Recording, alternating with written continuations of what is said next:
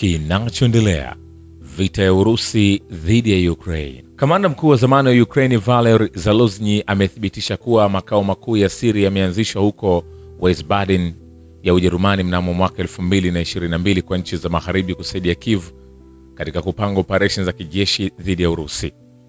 Anasema mengi alisemwa kuhusu Wiesbaden wiki iliyopita. Makao makuu yaligeuka kuwa silaha ya siri kwetu na washirika wetu katika swala la kupanga shughuli na kuhakikisha utekelezaji wao, Zaluzhnyi aliandika kwenye Facebook. Kulingana na yeye, kituo cha uratibu kilichoanzishwa hapo awali katika makao makuu ya amri ya Umoja wa Ulaya huko Stuttgart, baadaye kilihamishiwa Wiesbaden. Makao makuu ni mahali ambapo operesheni zilipangwa, mifano ya vita ilifanyika na mahitaji ya jeshi la Ukraine yalithaminiwa.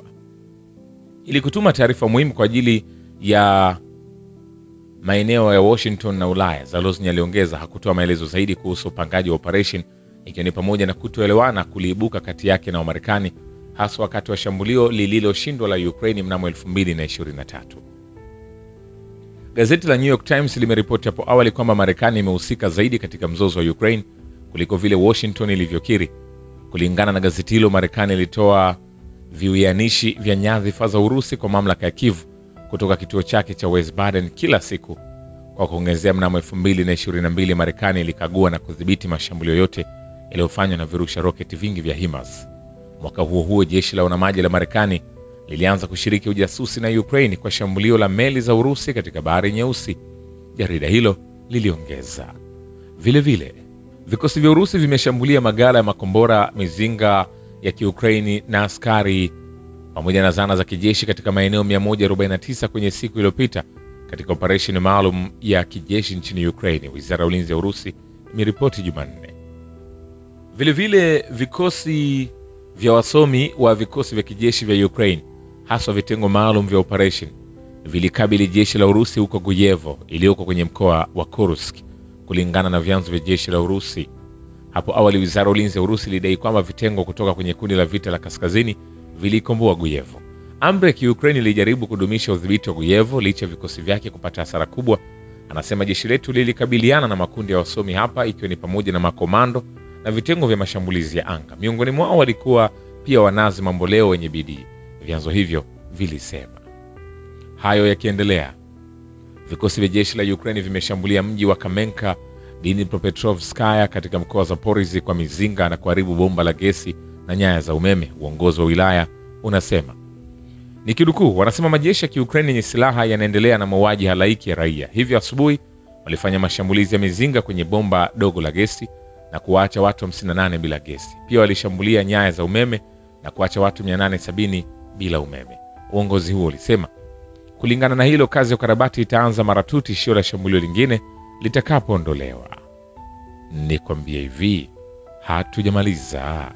Vile vile, vitendo visivyo vya kitaaluma vilivyofanywa na vikosi vya ulinzi wa anga vya Ukraine vilisababisha vifo vya raia katika mji wa Kryvyi Rog wiki iliyopita. Mwakilishi mkuu wa Urusi katika Umoja wa Mataifa Vasyl Nebenzia anasema Wizara ya Ulinzi ya Urusi iliripoti kwamba kama matokeo ya mashambulizi ya usahihi wa juu wa kombora na kitu cha mlipuko mkubwa kwenye eneo la mkutano na makamanda wa vikosi na wakufunzi wa magharibi, hasara zilifikia askari 85, mwisho wa kumnukuu.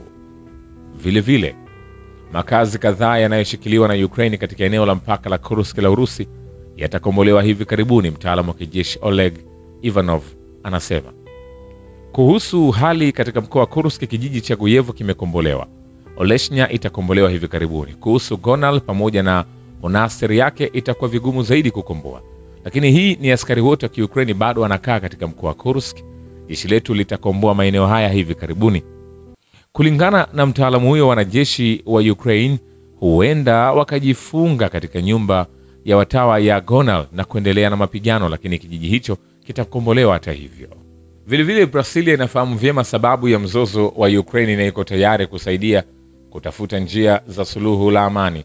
Balozi wa Urusi nchini Brazil Alexei Labetsky anasema katika mahojiano, ninaweza kuthibitisha kwamba mtazamo wa Brazil kuhusu mzozo wa Ukraine bado hujabadilika. Brazil ni miongoni mwa waanzilishi wa jukwaa la marafiki wa amani pamoja na China na nchi nyingine. Wanafuatilia kwa karibu maendeleo ya hali hiyo na wanaelewa sababu kuu za mzozo huo, Labetsky alisema akijibu swali kuhusu wapi Brazil inasimama kuhusu swala la Ukraine. Wanataka kuendeleza utafutaji makini wa suluhu za amani. Kwa hiyo sioni mabadiliko katika nafasi zao.